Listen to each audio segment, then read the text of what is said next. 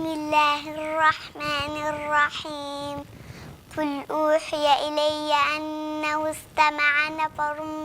من الجن فقالوا إنا سمعنا قرآنا عجبا پیغمبره دکیشی امینه باوکی نبی عبدالله محمد نگراوی خواه صلى الله على محمد صلى الله عليه وسلم من نومنا أرسلانا بنت صالم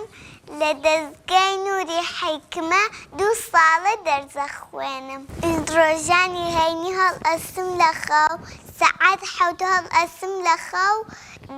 اینجا دزنج اگرم اینجا نانکم خومو پاسکه خم اگرمو پاسکه بشمنو اینجا آرم با دزگاه قرآن اخوانین درسی آداب بخوانین چیروکش من با اگرنو خوشی کم لما مصابان و ما مصاشاگل چون که دز من پیالن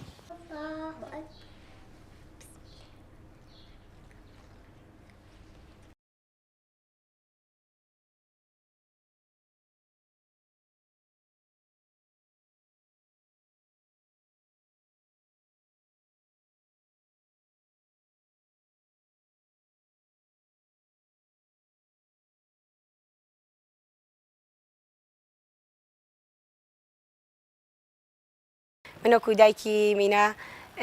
2 ساله دوامك على دزگای نوری حکمه توانیتی 2 جزء قرآن لبرکه سپاس بخوای پروردگار هر لمنالی و لتمنکی زور بتشوکو تواناکانی بدیار کوتو که توانیویتی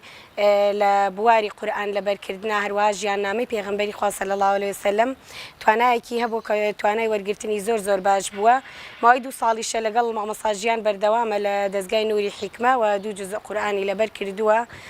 سپاس بخوای لمالج منالکی زور گرایلا ڕۆژانی جمعان بەیانیانەچن بۆ دەوام لەوێ چەند دەرزێکی تری شەخێنن جگە لە قورئان ئاداب و هەروەها زمانی ئینگلیزی خوێنن تەمەنیشی 5 ساڵێش تا نەچۆتە قوتابخانە بەڵام توانای نووسینیشی هەیە سپاس بەخوا سپاسی دەزگای نوری حکمەکەم کە توانیویانە هەوڵ بدەن لەگەڵ مناڵەکانمانە و بەو شێوازە سەرکەوتوو بوون سپاس بەخوای پەروەردگار و دەستخۆشیان لێکەم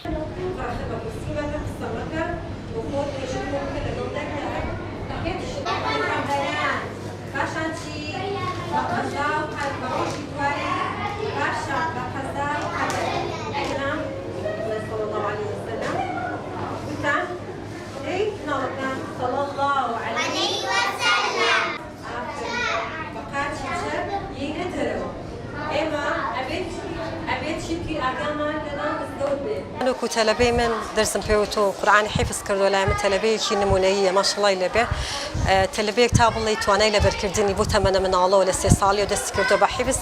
تواني كي باشي سباس بخواي جورا حوليا ولا قليا وباشان جمالا ويان داكي بتايبتي